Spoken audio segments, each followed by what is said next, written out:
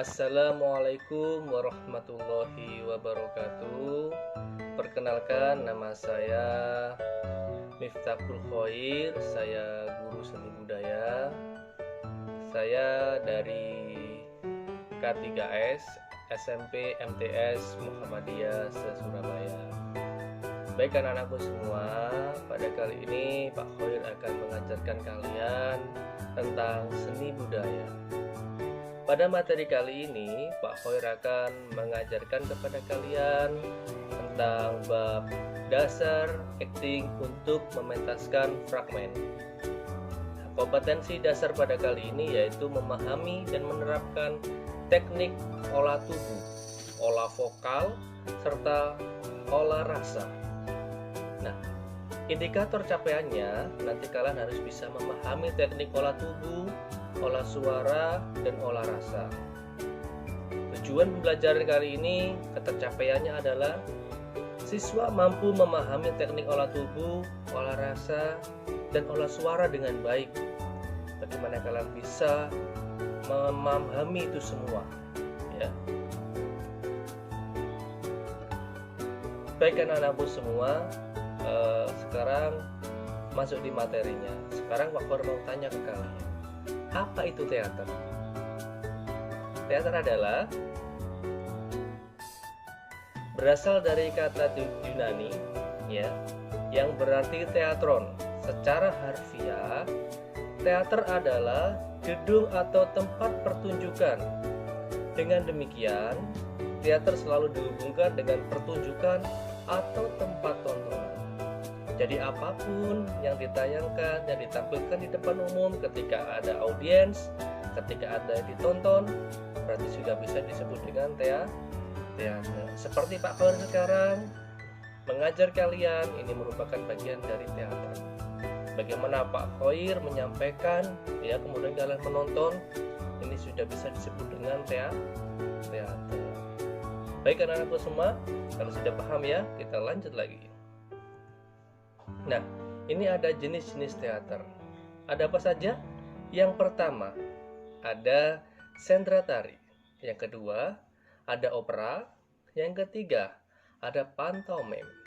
Yang keempat, ada wayang. Yang kelima, ada monolog. Nah, ini saya jelaskan salah satu saja ya, tidak usah semuanya.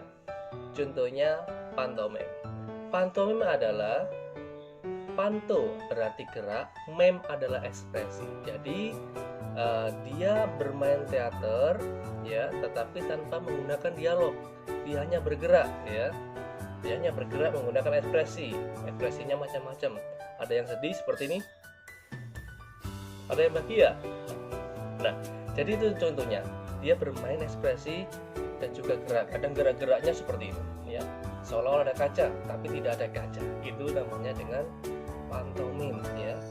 Itu salah satu kekayaan dari kesenian teater. Makanya anak-anakku semua, ya, kita harus pintar-pintar belajar berkesenian biar bisa berkarya. Terus ada lagi monolog. Apa itu monolog? Monolog adalah mono, berasal dari kata mono dan log. Mono itu satu, log itu dialog. Jadi dialog yang dimainkan oleh satu orang disebut dengan monolog, ya. Dia bermain sendirian disebut dengan monolog. Jadi sudah paham ya. Kalau opera, wayang, sendra tari, ya, sendra tari ini seni drama dan tari, gabungan antara drama dan tari. Ini jadikan satu, ya. Terus opera ini bermain dengan banyak orang. Wayang pun sama, ya. Wayang ini biasanya pasti bercerita tentang suatu tradisi, ya, kebanyakan, ya, kesenian tradisi. Oke ya, dari sini sudah paham kan jenis-jenis teater itu apa saja? Kita lanjut lagi ke materi yang selanjutnya. Nah, ini ada unsur-unsur pertunjukan teater. Yang pertama, ya, yang harus ada dalam pertunjukan teater itu adalah satu, tubuh manusia. Yang kedua adalah sutradara. Yang ketiga adalah gerak. Yang keempat adalah suara, ya, atau vokal. Yang kelima adalah bunyi. Yang keenam adalah kata artistik. Yang ketujuh adalah penonton. Yang kedelapan adalah rupa. Yang kesembilan adalah lakon atau pemeranan. Ya, Baik anak-anakku semua, nah, di situ di gambar itu yang sekarang ada di tayangan kalian itu ada contoh gambar setting ya, settingan panggung, ada tempat ruang di mana itu ada ruang keluarga atau ruang tamu, dan juga ada tata artistik ya. Di situ ada tata cahaya ya. Bagaimana dalam berkesenian itu atau dalam teater itu cahaya sangat penting sekali dalam ketika kalian bermain teater, dia sangat mendukung sekali agar kelihatan bagus. Yang selanjutnya ada sutradara. Nah, sutradara ini yang menskenario seluruh pertunjukan, ya, yang menskenario apa yang akan ditampilkan ketika dalam pertunjukan nanti, ya, yang mengonsep semuanya. Terus unsur yang paling penting itu adalah penonton. Teater tanpa penonton itu tidak bisa.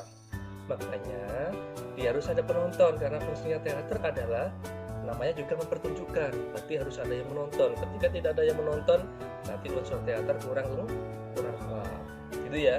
Itu sebagian saja ya. Oke, kita lanjut lagi di materinya selanjutnya. Nah, ini Pak Khoir mau menjelaskan ke kalian tentang materi kita, teknik dasar acting teater untuk pementasan fragmen. Nah, ini unsur dasar yang paling penting. Yang pertama adalah teknik olah pikir. Yang kedua adalah teknik olah tubuh, ya. Yang ketiga adalah teknik olah suara. Apa itu tiga-tiganya itu? Ya. Kita lanjut lagi. Nah, ini ada hal-hal yang harus diperhatikan dalam olah pikir atau olah rasa. Yang pertama adalah observasi. Kenapa observasi? Ya, karena observasi adalah suatu metode untuk mempelajari atau mengamati seorang tokoh. Jadi ketika kalian mau mengolah pikir kalian, mengolah rasa kalian harus mengamati seorang tokoh. Semisal kalian mau memerankan seorang Jenderal Sudirman, nah, kalian harus bisa mengamati bagaimana jalannya Jenderal Sudirman. Semisal kalian mau memerankan tokoh seorang B.J. Habibie, bagaimana kalian bisa mengamati kehidupan B.J. Habibie, mulai jalannya, mulai ekspresinya, mulai cara makannya, mulai gerak tingkah lakunya.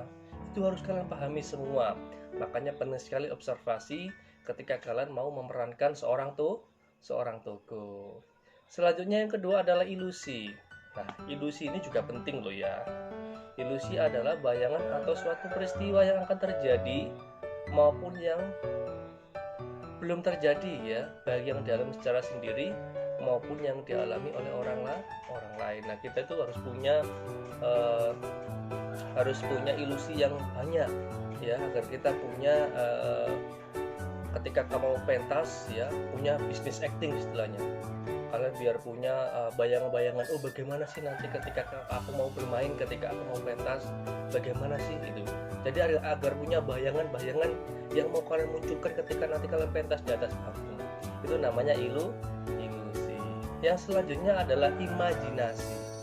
Ya, imajinasi adalah suatu cara untuk menganggap sesuatu yang tidak ada menjadi seolah-olah ada. Nah, imajinasi ini penting. Contohnya sederhana. Ketika kita bermain pantomim, ya, ketika kita bermain gerak dan ekspresi, maka kita harus perlu berimajinasi. Lihat Pak Foy, ya. Imajinasi itu bagaimana? Seolah-olah ada barang tapi tidak ada barang. Contohnya gini. Pak Khalid sekarang coba kalian lihat sedang ngapain ya? Sedang ngapain ini?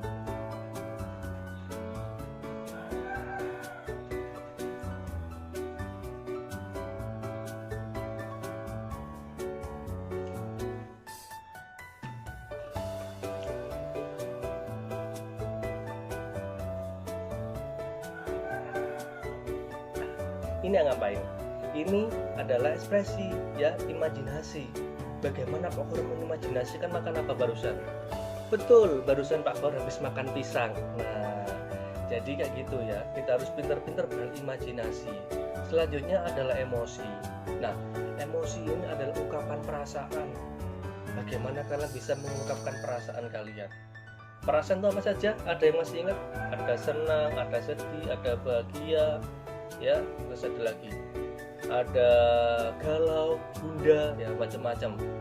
ada yang menangis. Nah, kalian nanti mau mengekspresikan seperti apa? Banyak contohnya. Kalau mau marah seperti ini, boleh kayak gitu ya. Nah, itu penting dalam teater. Makanya kalau ketika mau berlatih teater harus bisa memahami apa saja ekspresi yang mau dimainkan ya. Pahami tokohnya, kemudian kalian bisa berekspresi. Selanjutnya adalah penghayatan. Bagaimana ketika kalian mau mengolah rasa, kalian bisa menghayati dulu, mengamati setelah mempelajari dari isi naskah itu untuk diterapkan di tubuh kita. Jadi seorang aktor itu sebelum dia belajar ya, sebelum dia berlatih untuk pementasan teater, dia harus memahami naskah dulu. Naskah itu bercerita tentang apa? Naskah itu bercerita tentang tragedika, tentang romantiska, atau seperti apa? Atau tentang sosial. Nah, itu harus dipelajari sebagai seorang aktor. Makanya seorang aktor harus cerdas, dia harus paham kondisi naskah itu seperti apa. Jangan sampai kita salah peran yang seharusnya menjadi seorang yang kaya, kemudian kita perankan menjadi seorang yang miskin ya. Ini harus paham dulu. Makanya kita harus memahami dulu situasi dan kondisi di lingkungan yang diciptakan di naskah tersebut ya. Makanya Pak Farid selalu berpesan kepada kalian, ketika kalian mau mementaskan teater harus dipahami dulu naskahnya itu bercerita tentang apa ya, agar kalian bisa memainkan dengan bagus. Nanti sutradaranya juga tidak bingung-bingung mengatur kalian, karena aktor itu harus cerdas. Oke ya, itu adalah yang harus diperhatikan dalam mengolah pikir atau mengolah rasa. Sudah paham ya? Kita lanjut lagi. Nah, ini hal-hal yang harus diperhatikan dalam olah tubuh. Yang pertama, nah olah tubuh ini ya. Kenapa tubuh itu sangat penting? Karena modelnya seorang aktor adalah tubuh, yang dijual adalah tubuhnya ya, mulai geraknya, terus mulai ekspresinya ya, mulai vokalnya, itu yang dijual oleh seorang aktor ya. Oke, yang pertama adalah gerakan dasar bertujuan. Nah, gerakan dasar bertujuan ini adalah gerakan yang meniru gerak mimik orang dengan tujuan tertentu seperti memanggil, berlari, melempar, melompat, stop push ya. Nah, ini adalah pengertian dari mimetik. Bagaimana kalian bisa meniru orang lain ya. Semisal kalian mau memerankan tokoh orang tua, bisa kalian berdialog semacam ini. Hei nak, tolong kau ambilkan minum, kakek sedang haus sekali. Kalian bisa seperti itu ya. Jadi penting sekali kalian mau gerakan kemudian mendasari mencontoh orang lain. Oke ya. Yang selanjutnya yang B adalah gerakan dasar meniru alam. Nah, ini biasanya digunakan untuk kesenian-kesenian yang kontemporer ya, bukan yang realis. Bagaimana dia bergerak meniru alam, ketika angin bergerak kemudian dia menari-nari menirukan gerakannya, itu bisa ya. Karena harus pintar menafsir gejala-gejala alam. Biasanya kalau anak SMP jarang mempelajari ini, tidak boleh ya. Karena kalau tidak kuat bisa gila. Karena itu harus memperdalam kejiwaannya ya. Rasanya harus diperdalam sehingga dia bisa mentafsirkan, merasakan apa saja yang dirasakan oleh alam. Ketika dingin bagaimana dia bergerak secara kontemporer, tidak pakai dialog ya. Kadang-kadang juga boleh pakai dialog, tapi kebanyakan tidak pakai dialog ya. Selanjutnya adalah gerakan berpindah tempat atau biasanya disebut dengan moving ya. Gerakan yang dilakukan seorang pemain berpindah tempat dari tempat satu ke tempat yang lain. Nah, ini disebut dengan moving ya. Biasanya ketika moving itu harus ada motivasi. Orang kalau tidak ada motivasi jangan pernah moving ya. Itu harus prinsip seorang aktor ya. Ketika bermain di atas panggung misal, ketika tidak ada aba-aba, ketika tidak ada adegan untuk maju ke depan, maka jangan maju ke depan, maka jadi gerakan yang sia-sia ya. Karena setiap apapun itu yang kita lakukan di atas panggung itu mempunyai makna ya. Oke, lanjut lagi ya. Adalah gerakan berpaling ini selanjutnya. Nah, gerakan berpaling adalah gerakan yang dapat dilakukan berbagai cara, misalnya memalingkan kepala seperti yang ini. atau kayak gini, atau kayak gini. Nah, ini adalah gerakan memalingkan kepala, itu bagian dari bisnis acting ya. Seorang aktor harus kaya memainkan perannya, dia harus pandai-pandai berakting. Oke. Selanjutnya adalah gerakan meningkatkan posisi tubuh ya. Adalah tempat yang dilakukan dengan cara menengadahkan kepala dari posisi menunduk ya, mengacungkan tangan ketika posisi terkulai ya. Misalnya kayak gini.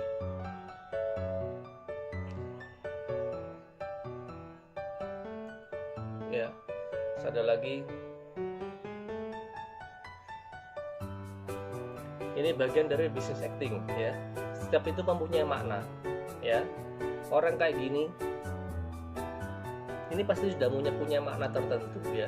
Makanya penting banget ya, ketika seorang aktor bermain di atas panggung itu harus memahami apa saja yang dilakukan dan apa saja yang digerakkan.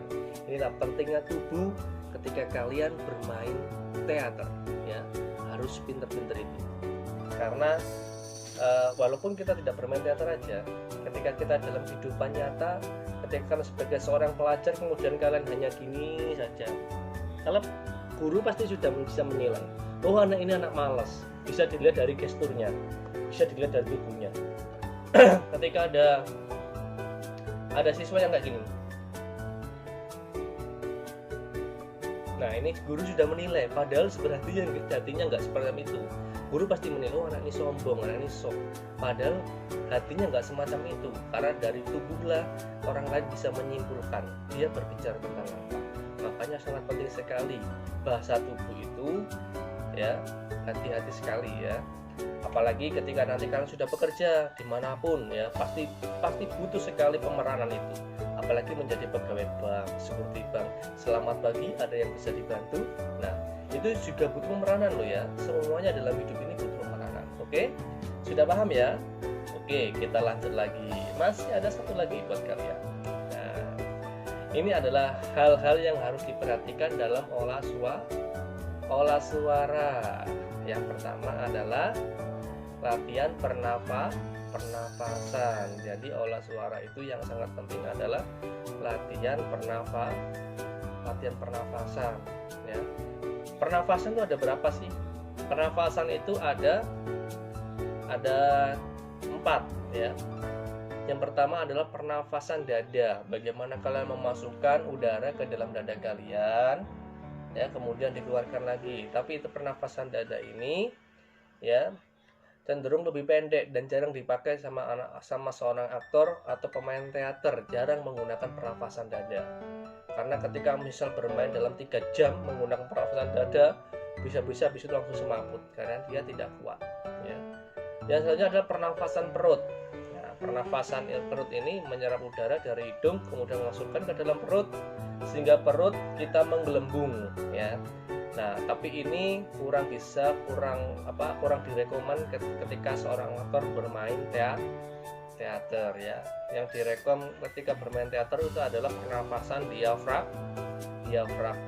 Karena diafragma itu lebih banyak menyimpan udara ya. Dia menarik nafas dari hidung kemudian disimpan di diafragma. Diafragma itu di mana? Antara dada sama perut ya. Di situ kemudian baru berdialog. Nah, dialognya itu pasti lebih natural ketika pakai pernafasan diafragma ya. Tidak dibuat-buat.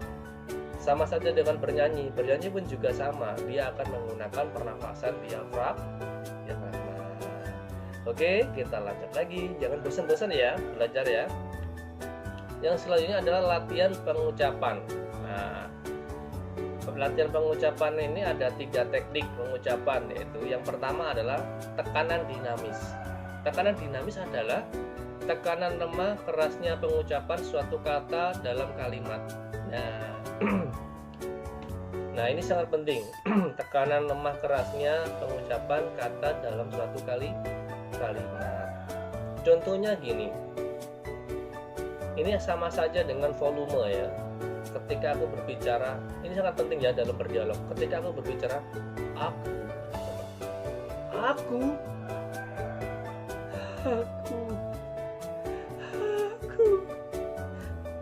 beda nggak mananya? dari penekanan sudah berbeda makna. Padahal itu hanya permainan saja, ya. Kita bisa mengolah itu. Bagaimana kita bisa baik, bisa tidak, dan sebagainya itu tergantung dari tekanan kalian ketika berbicara. Seperti aku sama aku. Itu sudah berbeda.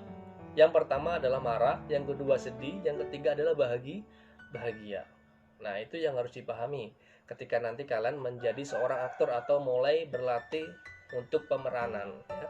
Yang kedua adalah nada, tinggi rendahnya nada sebuah pengucapan sebuah kata dalam sebuah kalimat, ya. Nada ini juga penting. Nada itu bisa keras, ya, bisa sedang, bisa juga sedang, bisa juga rendah, ya. Kalau mau pakai yang mana terserah. Terus tempo, ya, cepatlah. Banyak kita mengucapkan kata demi kalimat. Ini juga penting. Orang yang santai, ya, sama orang yang cepet, ya, sama orang yang kupu kabe, kupu kabe Jawanya, bahasa Jawanya kan kupu kabe, ya, biasanya terkupu-kupu, ya. Itu berbeda-beda, ya. Kalau lebih santai itu biasanya orang yang lagi beradegan, ketika dia lagi santai sambil baca koran, sambil ngopi, itu dia bisa santai. Tapi ketika orang dikejar maling, itu dialognya sudah berbeda, temponya lebih cepat, gitu, ya, karena dia lagi dikejar maling, apalagi dikejar anjing, ya, itu sudah berbeda temponya, ya. Ya, itu yang harus dipahami. Makanya kalau kalian ingin belajar acting, mari belajar acting, nanti biar kalian bisa berperan dengan bagus. Oke? Karena kehidupan ini seperti ada pepatah adalah mengatakan hidup ini adalah panggung sandiwara, ya. Oke, anak-anakku semua, kita lanjut lagi. Oh, ternyata sudah habis, ya. Bagi anak-anakku semua, mungkin dari Pak Far itu aja, ya. Nanti kalau semua ada yang bertanya, silakan mau bertanya-tanya, bisa hubungin ke Pak Foir, ya. Bisa tanya langsung ke guru seni budaya kalian. Mungkin mau, Pak, saya mau belajar acting sama Pak Foir. Boleh, silakan mau, kalau mau belajar acting sama Pak Foir atau mau belajar langsung ke Pak Foir, boleh, silakan. Kita belajar acting, ya, belajar dialog, bagaimana kita berperan dalam kehidupan ini. Bagi anak-anakku semua, mungkin itu aja. Nanti insya Allah minggu depan kalau kita ada waktu lagi, ya, kita berjumpa lagi dengan materi-materi selanjutnya. Bagi anak-anakku semua, mungkin cukup sekian dulu dari Pak Foir. Nun wal kolami wa ma yasturun, billahi taufiq wal hidayah. Wassalamualaikum warahmatullahi wabarakatuh.